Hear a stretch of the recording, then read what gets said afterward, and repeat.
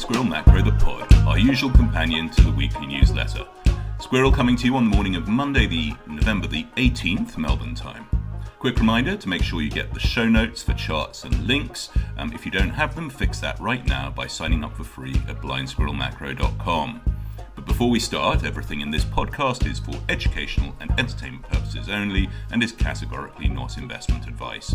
Before making any investment decisions, for heaven's sakes, don't listen to a cartoon rodent. Talk to a financial advisor. Hurry boy, she's waiting there for you. The quirky scansion of the lyrics of Toto's Africa gives us the title to this week's piece. It's time to take a closer look at this vast continent of opportunity. During my career in markets, there have been several short-lived flurries of excitement about the investment opportunities in North and Sub-Saharan Africa, only to see the category get filed once again in the too hard bucket. The squirrel is going to brave the four most dangerous words in finance and suggest that perhaps this time is different. But let's start with a quick war story. Egypt enjoyed a bit of an international capital markets renaissance in the mid-1990s, and your squirrel was on the ground to witness it firsthand. While colleagues in my emerging markets corporate finance team at Barings were wrestling with mega mining mergers in Johannesburg that never ended up happening, this rodent was busy up north listing Cairo's public sector assets on the London Stock Exchange. The first deal of that kind was a $120 million GDR offering, that was a big deal in those days, for Egypt's Commercial International Bank in 1996. CEO Adel El Laban was so delighted with the transaction that he hosted the squirrel and the rest of our deal team on an unforgettable 3-day closing dinner, in inverted commas, consisting of the pyramids, Sphinx and feluccas in Giza, Luxor, Aswan and Abu Simbel. For Agatha Christie buffs, we stayed in the legendary watering holes of the Nile, Luxor's Winter Palace and Aswan's Old Cataract Hotel. Each morning we set out for VIP tours of the sites before the tourists were allowed in, with Cairo University's Professor of Egyptology, no less, acting as our guide. Quite an improvement on the usual commemorative plastic deal toy. A young rodent could get used to that kind of thing. The next deal, however, was not quite so glamorous. We were charged with selling some stock in Paquin, a state-controlled paint and chemicals company. A few weeks later, we were literally in Dante's seventh circle of hell, conducting a due diligence site inspection of a bone rendering plant, which they do that for paint pigments. The factory was located in a slum in the outskirts of Cairo and was surrounded by vast piles of animal carcasses. It was over 90 degrees in the shade. Memory of the stench still induces a gag reflex. That GDR deal stunk even worse, by the way. In 1996, a win for junior banker accountability, we were still conducting business via faxes from the Nile Hilton's business centre, and our GSM Nokia brick phones certainly didn't roam to Cairo. The deal team was typically poolside with a chilled, non-Belgian Stella by about 4 p.m. Shh. Today's Africa has over 700 million mobile phone users, the backbone of the fastest growing mobile money market in the world. Africa, squirrel, I hear you scream. It would be insane to pretend that there is not a degree of political risk when it comes to investing in that continent. The Sahel in particular has been a veritable hotbed of military coups in recent years.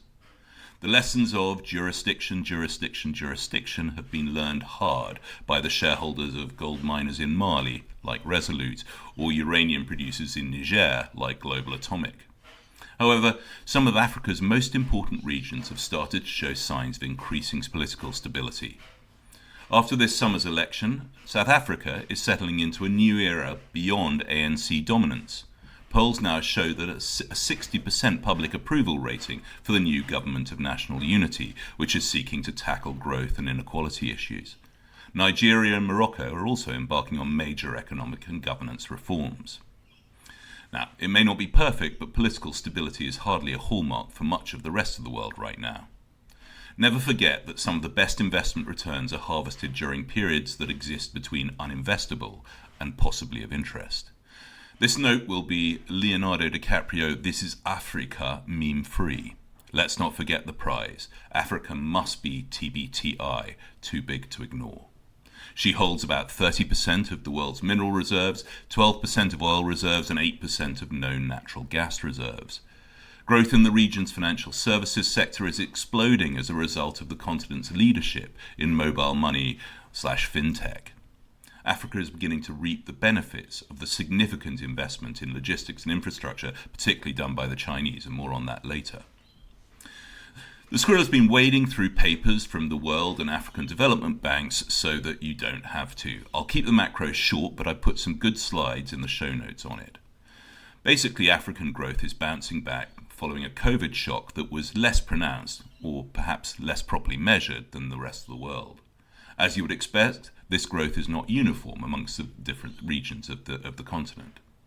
Sovereign credit spreads have halved since their most recent peak in mid-2022, when debt default track records on infrastructure project loans are considered. A 1.9% default rate for Africa versus 10.1% in LATAM and 12.4% in Eastern Europe, according to long-term measures by Moody's, one might argue that spreads have considerably further to tighten. However, given where Africa credit sits in the global risk curve, spread volatility is probably something that we'll just have to live with for some time. The region's sovereign credits can widen by as much as 200 to 300 basis points in a matter of weeks when another part of the credit world merely catches a whiff of a cold. In the area of economic complexity, you would not expect Africa to score highly. However, advances in fintech and agri-tech from Côte d'Ivoire to Kenya's Silicon Savannah, and this year's start of operations at that giant Dangote refinery in Nigeria, there are signs that Africa now intends to be so much more than a passive supplier of raw commodities to the rest of the world. So, Squirrel, what's the big catalyst?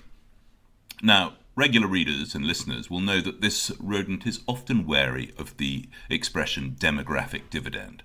A fast-growing working population must find meaningful employment in order for that dividend to be cashed successfully. In the case of Africa, it is, however, a very large check. We're now less than 5 years away from the tipping point at which the global population starts to age, and that's measuring it in terms of dependency ratio. This occurs just as Africa enters its golden age in terms of working population growth, and there are some really eye-catching charts on this in the notes. My good friend, and very much an old Africa hand, Eric Renanda of your Weekend Reading Substack, highlights that we're already at the tipping point at which the average age of the African population hits the sweet spot in terms of maturity, in the early 20s. Last year, he wrote a superb paper on the bull case for Africa. There is a downloadable PDF of it in the notes. Central to Eric's thesis is that up until now, Africa has struggled economically due to the fact that its population has simply been too young to be productive. This is now changing. His paper also covers key topics around the region's advances in logistics infrastructure, and especially what he calls digital Africa. But Africa's demographic opportunity is hardly a state secret. We've known about this for years. However, Africa's transition into that golden age now comes during a period of geopolitics that makes the continent all the more interesting. So we've got opportunities in a deglobalizing world.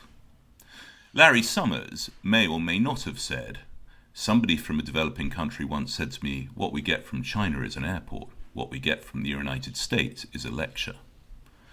A more sceptical younger rodent used to smirk at the cheaply made Belt and Road TV ads placed by China Exim Bank at the front of Cathay Pacific's in-flight entertainment package. My cynicism was possibly misplaced. Nowadays, breathless leader articles in the Western press rail against China's economic colonization of Africa via its One Belt, One Road investment initiative. The scale of China's investment in the continent across energy, minerals and hard infrastructure, pipelines, railways, airports, energy grids, over the past decade has been significant. In terms of bilateral lending facilities to Africa, China now accounts for almost a quarter of the balance. To quote Eric again, China's involvement in Africa is usually portrayed negatively in the press, but global investors should be encouraged that the architect of the largest emerging market success story ever has taken a strategic interest in building and financing Africa's infrastructure. Yes, it helps China politically to have allies in Africa, and yes, Chinese construction companies benefit from these projects, but China is developing a strategic new market for the future, a market they know will be big. Readers can also ditch any Monroe Doctrine fantasies. The 19th century idea of America actively preventing foreign empires from exerting influence in their own hemisphere, i.e. Central and South America, appears to have been long forgotten, now that the 21st century USA actually has the wealth and military resources to enforce such a doctrine. If interests so close to home in LATAM have been ignored, it's tough to see the incoming US administration having any extraterritorial interest in the fortunes of Africa. As far as this rodent's concerned, African equities potentially offer the adventurous investor the opportunity to hitch a free ride, so to speak, on the One Belt, One Road express chain. China may be locking up fealty in sub-Saharan Africa, but North Africa is also benefiting from trends in the deglobalized world. The Gulf states, like the UAE, have decided that political stability within their bridge to Europe, i.e. the Suez Canal, is worth forking out $35 billion for some beachfront real estate on Egypt's Mediterranean coast. Meanwhile, Morocco has become the go-to nearshoring hub for Europe, quietly becoming the largest supplier of imported cars to Europe in the past year and taking a major share from Africa in textiles. The EU-Morocco Association Agreement grants Moroccan products preferential access to European markets. The Tanger Med port, one of the largest ports in Africa and a major automotive port, is situated just 9 nautical miles from Europe's coast. Morocco is to Europe what Mexico is to the United States, and you know how much this rodent likes Mexico. It's time to hurry, boy. In section 2 of this week's written note, we set out some alternative investment options. Get more rodent at blindsquirrelmacro.com. You can also find me on Twitter at squirrelmacro and also on Blue Sky now at Blind Squirrel. Thanks again for listening. Spread the word.